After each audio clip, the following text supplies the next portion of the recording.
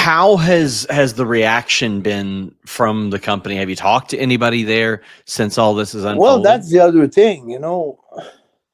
After they said that, they pulled everything off and everything.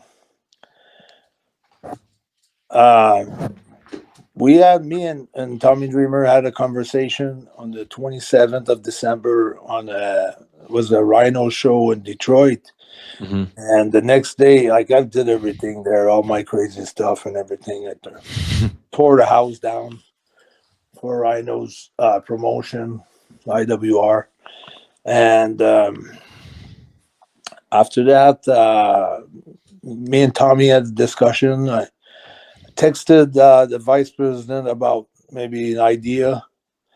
Well, even on the 19th of January, which was like a month after the Zoom call and 3 weeks after my talk with Dreamer, even if I texted them and they said we'll talk to you next week and we'll figure out things, I still had no communication whatsoever. After the 19th of December, I sent one text message. I got a text back saying we'll talk next week, and after that, we never talked. So all the way to my day on the 19th of January at GCW, I still had no talk for the 23rd of January in San Antonio. So So then, I thought that was hey, that's enough BS right now, you know. so And then then, what happens. We saw it. yeah, You had a match at GCW, and you smashed the TNA Digital Media yeah, Championship.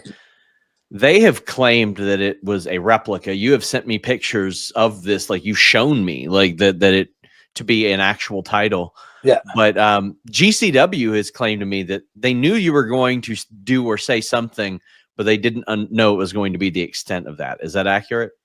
Yes, it is. They didn't. No, I don't think they expected me to say something. Maybe in their mind they expected because they still there was still no communication until then, so they probably knew like I was gonna say something. And you know, when you talk to a couple of friends, it's a small word. You know, they talk to other people, Sure. and maybe they had words that I was gonna do something, but I never because this thing just came out of the blue. You know, it's just a last minute thing. I just had decided to put the sledgehammer into the belt, and because first off, you know, when we were discussing Montreal, the international title to me was the main title that I was fighting for because there's so much lineage into it since 1932 with Lutez, Billy Robinson, Dino Yes. Bravo, Rick Martel, Mad Dog Vachon, Abdullah the Butcher, Ku King Tonga, same guy, Samu of the Bloodline original, and on and on and on until PCO. And they were supposed to make that international title, a TNA title, and keep the lineage, and I was proud of that. And here we are, like 6 months later, they still haven't done it. And I asked them, and they said, you know, it takes time to do those things, Carl.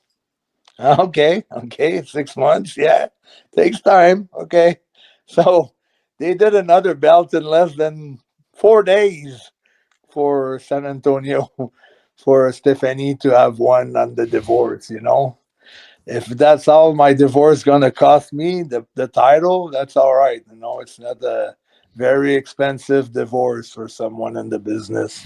So so they spin the wheels fast enough to get another one belt, another championship or another belt made in less than what, the 19th, and I was ready for the 23rd in 4 days or whatever, 4 or 5 days. It takes time to do those things, Carl. So I thought the title looked pretty good on the 23rd, you know. So has anybody from TNA hit you up and said, man, why the hell did you do that? Give us this back. Anything like that? Nothing. Okay. Not a phone call. Nothing from nobody. It's dead silence. So hypothetically speaking, Yeah. if they did, and they said, okay, maybe this could end up pretty good. Maybe we could do business. How would you feel about that? Well, the trust. How can you trust now? You know, how can you have For the sure. trust? I Yeah. mean, that's tough. It's really tough. You know, like I mean, you like did I smash said. their championship belt with a sledgehammer. I feel like there could be some give and take there. I mean, I think that's the greatest thing, but I don't think they're smart enough to realize how good it is. I don't, because if they were smart, that would have been an angle that we could have done for real. But you know, they, anyways. I, I, I was discouraged, and I'm still. I don't think. I think they put everything on the red, the casino, you know, on the wheel, and I think it's all on WWE now. So, and I wish them all the best. Seriously, I wish it works well for them. I mean, you can't advance in life. You can't be a victim. People don't care for victim. People like fighter. People like warriors, fighters. People that fight from under. People that never gives up. People that have a goal in mind and they keep going no matter what for it. And that's the way I'm